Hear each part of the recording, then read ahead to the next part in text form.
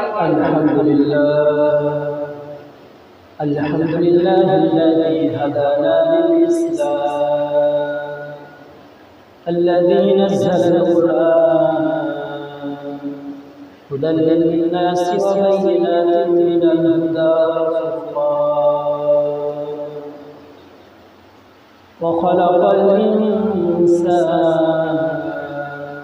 وكرم وعلمه من البيان ما لم يعلم فسبحان الذي لا يحصى امتنانه باللسان ولا بالقلم ونشهد أن لا إله إلا الله وحده لا شريك له لا ضد له ولا ند له ولا مثل له ونشهد أن سيدنا وسندنا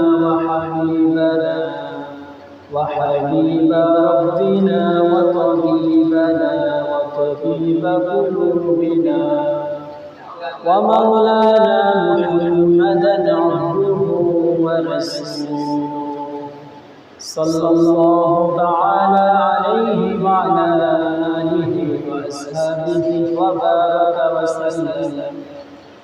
وبارك وسلم تسليما كثيرا أما بعد فأعوذ بالله من الشيطان الرجيم بسم الله الرحمن الرحيم والعصر إن الإنسان لفي خسر إلا الذين آمنوا وعملوا الصالحات وتواصوا بالحق وتواصوا بالصبر وقال النبي صلى الله عليه وسلم إذا سرتك حسنتك وساءتك سيئتك فأنت مؤمن أو كما قال رسول الله صلى الله عليه وسلم صدق الله مولانا العظيم وصدق رسوله النبي الكريم ونحن على ذلك من الشاهدين والشاكرين والحمد لله رب العالمين اللهم صل على محمد وعلى آل محمد كما صليت على إبراهيم وعلى آل إبراهيم إنك حميد مجيد اللهم بارك على محمد وعلى آل محمد كما باركت على إبراهيم وعلى آل إبراهيم إنك حميد مجيد الحمد لله সমস্ত প্রশংসা আল্লাহ পাকের দরবারে যে আল্লাহ তাআলা আমাদেরকে পবিত্র একটা দিনে আমাদের সকলের থেকে কবুল করে বর্ষা বাদলার দিনে আমাদের মসজিদে আগে আসা এবং কিছু কথা বলবার এবং শুনবার তৌফিক দান করেছেন সকলে বলি আলহামদুলিল্লাহ ওই মানবের প্রতি দরুদ যিনি সাইয়্যিদুল মুরসালিন খাতামুন নবিয়্যিন রাহমাতাল লিল আলামিন আতানা লিনাহা তাআলা সকলে বলি সাল্লাল্লাহু আলাইহি ওয়াসাল্লাম আল্লাহ তাআলা কুরআনে কালামের ভিতরে আল্লাহ তাআলা অসংখ্য আয়াত নাযিল করেছেন আর এই আয়াতগুলো নাযিল করেছেন একমাত্র বান্দার উপকারের জন্য বান্দা যাতে করে সঠিক রাস্তায় উপনীত হতে পারে আসতে পারে সেই কারণে আল্লাহ তাআলা কুরআন নাযিল করেছেন এবং কুরআনের একটা ছোট্ট সূরা যেটা আমরা সকলে জানি ওয়াল আসর এই সূরাটা তো এই সূরা সম্পর্কে আল্লাহ তাআলা এই সূরাটা নাযিল করেছেন তো এই সূরার যে ব্যাখ্যা বিশ্লেষণ রয়েছে ইমামে শাফিঈ রাহমাতুল্লাহ আলাইহি বলেন যে এই সূরাটা যদি আল্লাহ তাআলা নাযিল করতেন আর যদি কোরআনের কোন আয়াত নাযিল করতেন শুধুমাত্র একটা সূরাই যদি বান্দা মেনে চলতে পারত তাহলে তা বান্দার জন্য যথেষ্ট পুরো কোরআন নাযিল করার প্রয়োজন হতো না যদি একটা সূরা বান্দা মেনে চলতে পারে তো এই সূরার ভিতরে আল্লাহ তাআলা সর্বপ্রথম একটা শপথ করেছেন ওয়াল আসর সময়ের শপথ কালের শপথ তো আল্লাহ তাআলা শপথ করলেন কেন বান্দার একটা স্বভাব হলো বান্দার শপথ করা বান্দার শপথ করে কি জন্য করে? যাতে করে তার কথাটা গুরুত্ব দেওয়া হয়। শপথ করে বলেছে, তার মানে তার কথাটা এখন গুরুত্ব দিতে হবে। কারণ শপথ করে যদি কোনো কথা বলা হয়, সেই কথাটা মিথ্যা হয় না। তো আল্লাহ তাআলা শপথ করার কারণ কি? আল্লাহ তাআলার কথা তো উনি দামি, তারপরে আল্লাহ তাআলা কেন শপথ করলেন? আল্লাহ তাআলা এই জন্য শপথ করেছেন যাতে করে বান্দার স্বভাবকে আল্লাহ তাআলা মূল্যায়ন করতে পারে। অর্থাৎ বান্দাকে যে আল্লাহ তাআলা ভালোবাসে, সেটা আল্লাহ তাআলা জানেন যে আমি বান্দাকে ভালোবেসে বান্দার যে স্বভাব, কোনো কথাকে দামি করার জন্য বান্দার স্বভাব হলো সে শপথ করবে। ওইরকম ভাবে বান্দার এই স্বভাবকে আমি সম্মান করি, এই কারণে আমিও শপথ করি বলছি ওয়াল আসর, সময় আসে। আল্লাহ তাআলা কুরআনের আরো অনেক জায়গায় শপথ করেছেন। তো ওদিকে যাব মূল কথা, যেটা যে আল্লাহ তাআলা আসরের ভিতরে বলেন আসর, অর্থাৎ সময়ের শপথ, কালের শপথ, মহাকালের শপথ আল্লাহ তাআলা শপথ করেছেন। তো এই শপথ করে আল্লাহ তাআলা এখানে কয়েকটা কথা বলেছেন। কথাগুলোর মধ্যে ওয়াল আসর ইন্নাল ইনসানা লাফি খুসর, আল্লাহ তাআলা বলেন নিশ্চিতভাবে সমস্ত মানুষ ক্ষতির ভিতরে রয়েছে। এই দুনিয়ার ভিতরে, দুনিয়ায় আমরা যারা আছি আমরা সকলে লাভবান না, অর্থাৎ কেউ ক্ষতির ভিতরে রয়েছে, কেউ আবার লাভবানের ভিতরে রয়েছে। অর্থাৎ সকলে সফলকাম নয়। এখানে দুনিয়ার ভিতরে যারা চাষাবাদ করে তাদের চাষা ক্ষতিগ্রস্ত, কেউ লাভবান, আবার কেউ ব্যবসায়ী ক্ষতিগ্রস্ত, আবার কেউ লাভবান। তো এরকম ভাবে দুনিয়ার ভিতরে যেমন ক্ষতিগ্রস্ত বান্দা রয়েছে এবং লাভবান বান্দা রয়েছে, ওই রকম ভাবে আখিরাতের ক্ষেত্রে কিছু ক্ষতিগ্রস্ত বান্দা রয়েছে, কিছু লাভবান বান্দা রয়েছে। তো আল্লাহ তাআলা তার কালামের ভিতরে বলেন যে ওয়াল আসর, সময়ের শপথ, ইন্নাল ইনসানা লাফি খুসর, নিশ্চয় সমস্ত মানুষ ক্ষতির ভিতরে রয়েছে। আল্লাহ তাআলা সমস্ত মানুষকে বলেছেন যে ক্ষতির ভিতরে রয়েছে, কিন্তু এখানে আবার ইস্তিসনা করে দিলেন ইল্লাল্লাযিনা, এখানে আবার আল্লাহ তাআলা ইস্তিসনা করলেন। আল্লাহ তাআলা সূরা আসরের ভিতরে আল্লাহ তাআলা বান্দাদেরকে হুঁশিয়ার করে বলেন যে ওয়াল আসর, সময়ের শপথ, ইন্নাল ইনসানা লাফি খুসর, নিশ্চিতভাবে মানুষ ক্ষতির ভিতরে রয়েছে, অর্থাৎ সমস্ত মানুষ ক্ষতির ভিতরে রয়েছে। আল্লাহ তাআলা এই সমস্ত মানুষের ভিতর থেকে আল্লাহ তাআলা কিছু মানুষকে ইস্তিসনা করলেন, আল্লাহ তাআলা বাদ দিয়ে দিলেন যে ইল্লাল্লাযিনা, ওই সমস্ত মানুষ ব্যতীত বাকি সমস্ত মানুষ ক্ষতির ভিতরে রয়েছে। অর্থাৎ মানুষ বলতে আমরা সকলে, এর ভিতরে রাজা আলাদা হবে না, প্রজা আলাদা হবে না, ধ্যান চালক আলাদা হবে না, কৃষক আলাদা হবে না। অর্থাৎ সমস্ত মানুষ একত্রিত ভাবে সমস্ত মানুষ একটা ক্ষতির ভিতরে রয়েছে। এই ক্ষতিটা হলো হায়াতের ক্ষতি, সময়ের ক্ষতি, সময় নষ্টের একটা ক্ষতি। মানুষের সময় যত অতিক্রম হয় মানুষ ক্ষতির ভিতরে নিপতিত হয়। মানুষের একটা সময় চলে আসে, সেই সময় তার কাফন জড়িয়ে তাকে কবরে যাইতে হয়। ওই সময় পর্যন্ত এই যে মানুষ সময় নষ্ট করতেছে, সমস্ত মানুষ ক্ষতির ভিতরে রয়েছে। আল্লাহ তাআলা বলেন এই যে ক্ষতির ভিতরে মানুষ, এই মানুষের ভিতরে কিছু মানুষ এমন রয়েছে চার গুণে ওয়ালা মানুষ, চার গুণে ওয়ালা মানুষ। এই চার গুণ যাদের ভিতরে রয়েছে তারা ব্যতীত সমস্ত মানুষ ক্ষতির ভিতরে রয়েছে। আল্লাহ তাআলা বলেন ইল্লাল্লাযিনা আমানু, যাদের ভিতরে চার গুণের একটা হলো যাদের ভিতরে ঈমান আছে, অর্থাৎ যারা ঈমানদার, এরা ক্ষতিগ্রস্ত না। চার গুণের ভিতরে একটা গুণ হলো যারা ঈমানদার, ঈমানদারদের কোনো ক্ষতি নাই, কারণ তাদের ভিতরে ঈমান রয়েছে, তাদের ভিতরে আল্লাহ তাআলাকে মানার স্বভাব রয়েছে। আল্লাহ তাআলা কে মানা এবং আল্লাহ তাআলার যে গায়েবী জিনিসগুলো সেইগুলোর উপর তাদের ঈমান রয়েছে, এই জন্য তারা ক্ষতিগ্রস্ত না। আমানতু বিল্লাহি ওয়া মালাইকাতিহি, তারা ঈমান এনেছে, ওয়া মালাইকাতিহি, ফেরেশতাদের উপর ঈমান এনেছে, ওয়া কুতুবিহি, কিতাব সমূহের উপর ঈমান এনেছে, ওয়া রুসুলিহি, তারা রাসূল সমূহের উপর ঈমান এনেছে, ওয়াল কদরি ওয়াল খায়রি, তারা ভালো মন্দ বিষয়ের উপর ঈমান এনেছে।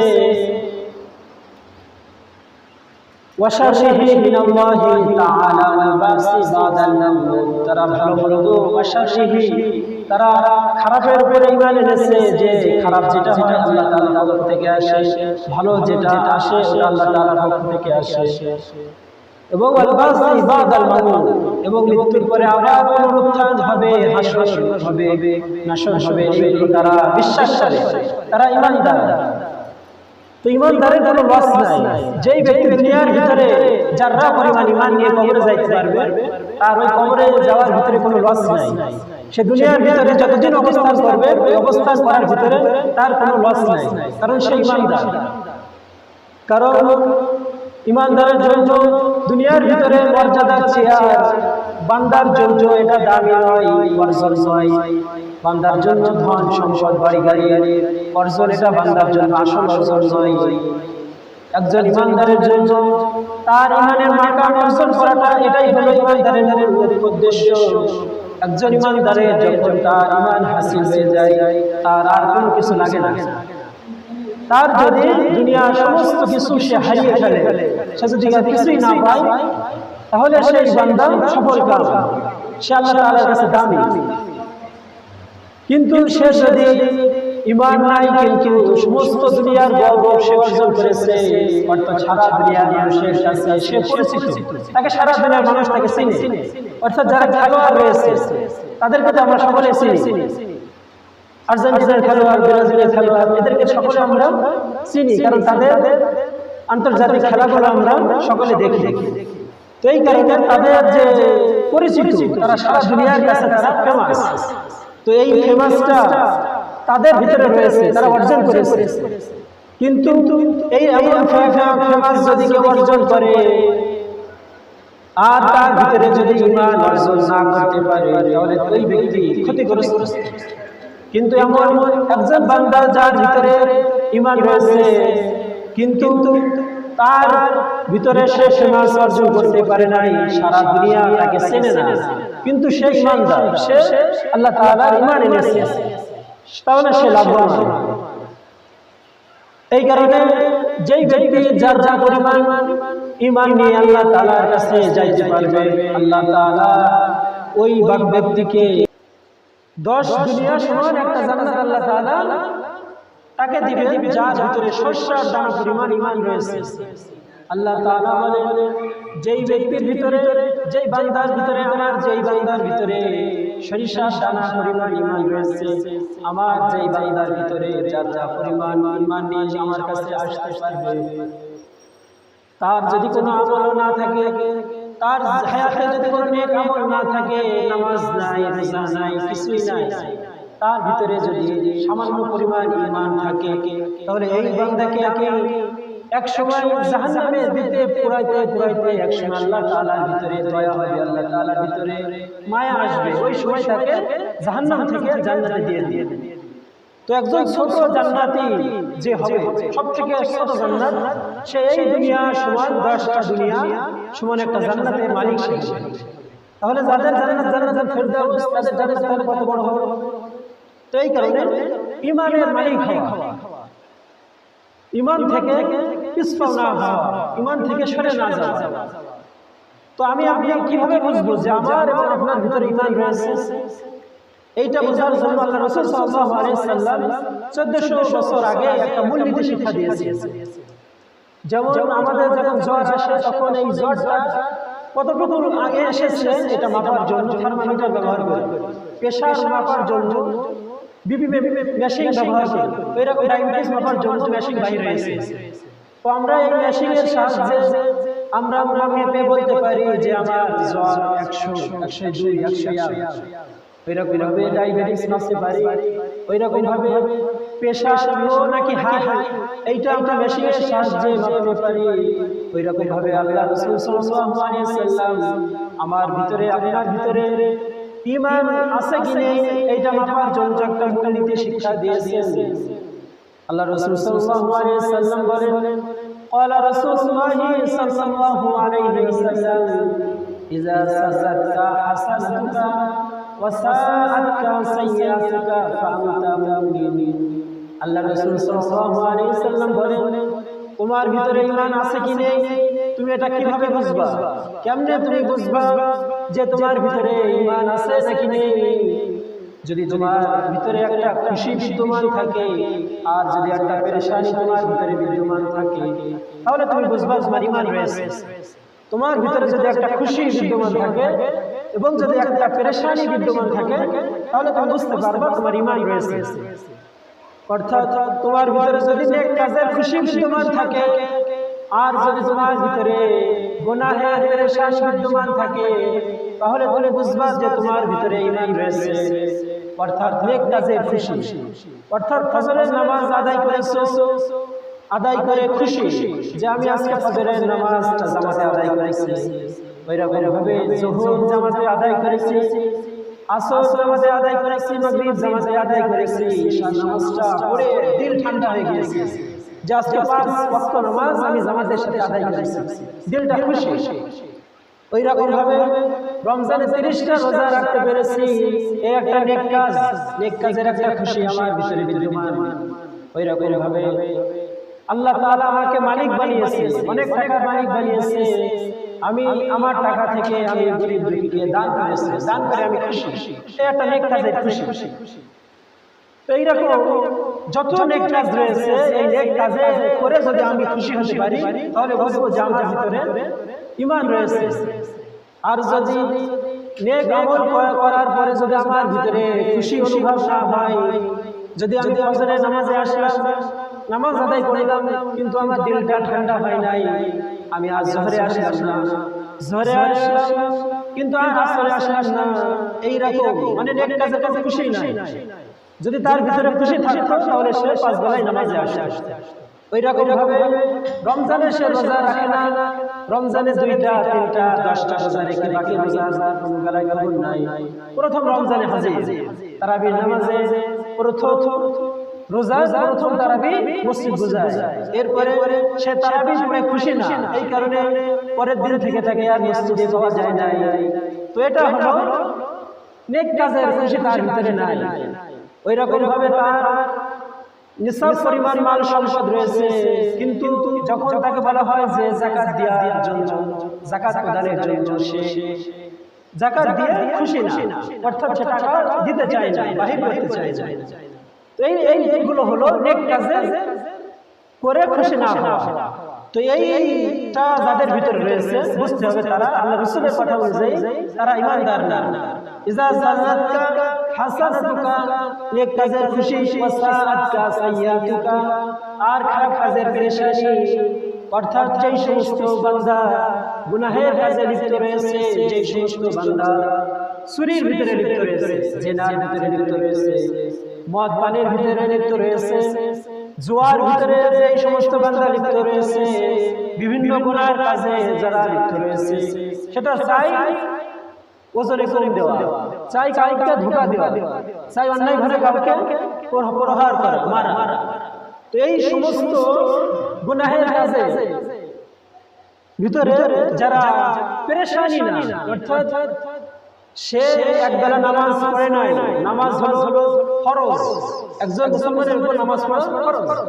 তো এক ওয়াক্ত নামাজ যদি কোনো বান্দা ছেড়ে দেয়, তো সে কেমন যেন কবিরা গুনাহ করলো, সে ফরজ তরক করলো। এই যে একটা গুনাহ, এই গুনাহের পেরেশানি তার ভিতরে নাই। যদি এই গুনাহের পেরেশানি তার ভিতরে থাকে, যদি একজন বান্দা সে চুরি করে ফেলেছে, শয়তানের ধোঁকায় চুরি করার পরে যদি তার ভিতরে একটা পেরেশানি কাজ করে, চুরি করে সে একটা ভুল কাজ করে ফেলেছে, এই পেরেশানি যদি তার ভিতরে আসে, যদি গুনাহের সমস্ত রকম গুনাহের পেরেশানি তার ভিতরে আসে, বুঝতে হবে ওই লোকটা ঈমানদার, তার ভিতরে ঈমান রয়েছে। আর যদি সে গুনাহের কাজ করে সে খুশি হয়, গুনাহের কাজ করে যদি তার ভিতরে পেরেশানি না আসে, তাহলে বুঝতে হবে তার ঈমান নষ্ট হয়েছে। আল্লাহ রাসূল সাল্লাল্লাহু আলাইহি ওয়াসাল্লামের হাদিস অনুযায়ী তার ঈমান নষ্ট হয়েছে। আল্লাহ রাসূল সাল্লাল্লাহু আলাইহি ওয়াসাল্লাম সাহাবাদেরকে বললেন, যখন কোনো বান্দি যখন গুনাহের ভিতরে লিপ্ত থাকে, তার ঈমান তার সঙ্গে থাকে না। অর্থাৎ যখন কোনো বান্দি গুনাহের ভিতরে থাকবে, তখন তার ঈমান তার সঙ্গে থাকে না। তো সাহাবায়ে কেরাম আল্লাহ রাসূল সাল্লাল্লাহু আলাইহি ওয়াসাল্লামকে বললেন যে ইয়া রাসূলুল্লাহ, ঈমানদারের ঈমান যখন সে ইমানদার গুনাহ করে তখন তার সঙ্গে ঈমান থাকে না, তাহলে তার ঈমানটা কোথায় যায়, কই চলে যায় তার ঈমান? আল্লাহ রাসূল সাল্লাল্লাহু আলাইহি ওয়াসাল্লাম বলেন, যখন কোনো ঈমানদার গুনাহের ভিতরে লিপ্ত থাকে তার ঈমানটা তার মাথার উপরে চলে যায়, তার ঈমানটা মাথার উপরে ঝুলন্ত থাকে। যখন সেই ব্যক্তি আবার গুনাহ ছেড়ে যায় তখন তার ঈমান তার কাছে আবার ফিরে আসে। এই কারণে অনেক সময় কোনো গুনাহ করার পরে গুনার কাজটা শেষ হয়ে যাওয়ার পরে মনের ভিতরে একটা আকাঙ্ক্ষা আসে, একটা আফসোস চলে আসে, একটা পেরেশানি চলে আসে যে কাজটা মনে হয় আমার করা ঠিক হয় নাই। যখন সে কাজটা করে তখন তার ঈমান তার থেকে তার মাথার উপরে চলে যায়, এবং যখন তার ওই কাজটা সম্পূর্ণ হয়ে যায় তখন ঈমান তার ভিতরে আবার ফিরে আসে। এই কারণে সে যখন ঈমান ফিরে আসে তখন সে বুঝতে পারে যে সেই কাজটা ঠিক করে নাই, যে কাজটা সে করেছে সেই কাজটা তার করা ঠিক হয় নাই, কারণ তার ঈমান তখন চলে আসে। আল্লাহ রাসূল সাল্লাল্লাহু আলাইহি ওয়াসাল্লাম বলেন, সাহাবীরা যখন কোনো বান্দা গুনাহের ভিতরে থাকে তখন তার ঈমান তার থেকে দূরে চলে যায়, তার ঈমান তার মাথার উপরে চলে যায়। আর ওই মুহূর্তে যদি হযরত জিবরাইল চলে আসে তার কাছে, তাহলে হযরত জিবরাইল তার রূহটা, বেঈমানের রূহটা যেভাবে বাইর করে, ঈমানদারের রূহটা তার ভিতরে তখন ঈমান না থাকার কারণে বেঈমানের মতো তার রূহটা ছিঁড়ে ছিঁড়ে বাইর করে। অর্থাৎ ঈমানদারের রূহ বাহির করার সময় সঙ্গে সঙ্গে আজরাইল বাহির করতে পারে, কিন্তু যখন আজরাইল আলাইহিস সালাম বেঈমানের রূহটা বাহির করতে যাবে তখন তার রূহটা ছিঁড়ে ছিঁড়ে বাহির করতে পারে, তার রূহটা গলায় এসে আটকে থাকে। ওই রকম ভাবে যখন ঈমানদার গুনাহের ভিতরে লিপ্ত থাকবে তার ঈমান তার সঙ্গে থাকবে না, তখন তার মনটা বেঈমানের মনের মতো হবে। তো এই কারণে গুনাহের একটা পেরেশানি যদি কারোর ভিতরে না থাকে বুঝতে হবে তার ঈমান তার ভিতরে নাই। আর যদি নেক আমলের খুশি যদি তার ভিতরে না থাকে তাহলে বুঝতে হবে তার ভিতরে ঈমান নাই। আল্লাহ রাসূল সাল্লাল্লাহু আলাইহি ওয়াসাল্লামের এই হাদিস অনুযায়ী, তাহলে এটা হয় এক নম্বর।